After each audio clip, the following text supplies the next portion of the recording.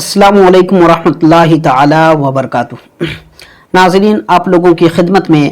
آج میں پھر قربانی کے متعلق کچھ اہم اور ضروری مسائل لے کر حاضر ہوا ہوں۔ ناظرین، آپ یہ بات جان لیں کہ قربانی ہر شخص پر واجب نہیں ہوتی ہے، بلکہ قربانی واجب ہونے کے لیے چند شرائط ہیں۔ نمبر 1، اسلام، یعنی قربانی واجب ہونے کے لیے مسلمان ہونا شرط ہے، غیر مسلم پر قربانی واجب نہیں ہے۔ نمبر 2، اقامت، یعنی قربانی واجب ہونے کے لیے مقیم ہونا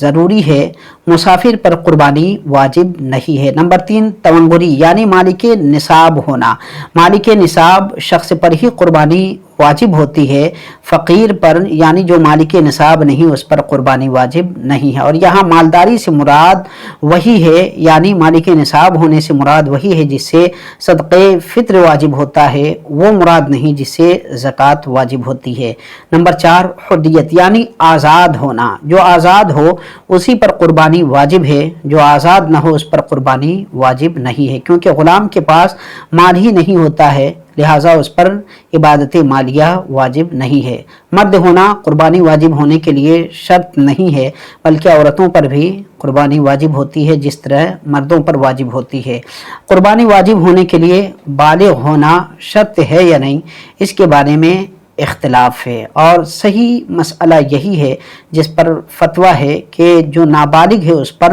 قربانی واجب نہیں ہے، نہ اس کے مال سے قربانی واجب ہے، نہ ہی اس کے باپ پر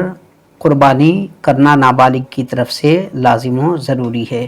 ناظرین، یہ بھی بتاتا چلوں کہ قربانی واجب ہونے کے لیے کتنا مال ہونا ضروری ہے۔ تو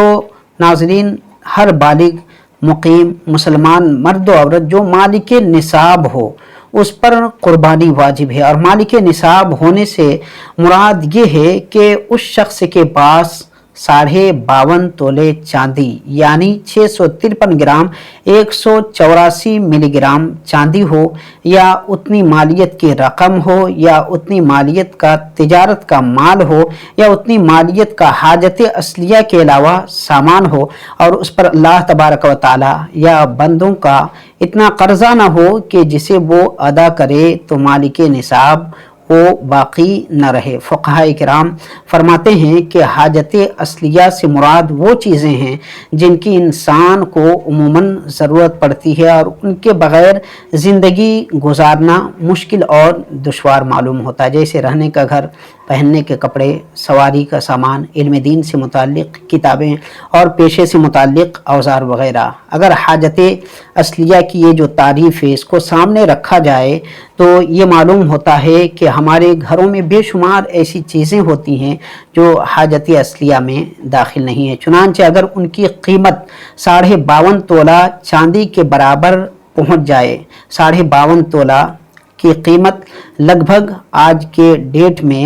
50,000 روپے ہوتا ہے، اگر اتنی مالیت کو اگر ان چیزوں کی قیمت پہنچ جائے تو قربانی واجب ہوگی۔ ناظرین، یہ بھی آپ جانتے چلیں کہ مال اور دیگر شرطیں قربانی کے متعلق جو بیان کی گئی، قربانی کی یہ شرطیں قربانی کے دنوں میں یعنی 10ویں ذی الحجہ کی صبح صادق سے لے کر 12ویں ذی الحجہ کے غروب آفتاب تک پائی جائیں، یہ شرطیں جبھی قربانی واجب ہوگی، ورنہ قربانی واجب نہیں ہوگی۔ چنانچہ اس مسئلہ کو بیان کرتے ہوئے عالم اہل سنت صدر الشریعہ بدر الطریقہ حضرت علامہ مولانا مفتی محمد امجد علی اعظمی رحمۃ اللہ تعالی علیہ بحر شریعت میں فرماتے ہیں، یہ ضرور نہیں کہ 10ویں ہی کو قربانی کر ڈالے، اس کے لیے گنجائش ہے کہ پورے وقت میں جب چاہے کرے، لہٰذا اگر ابتدائی وقت میں یعنی 10ویں ذی الحجہ کی صبح کو قربانی کا اہل نہ تھا، وجوب کے شرائط نہیں پائے جاتے تھے،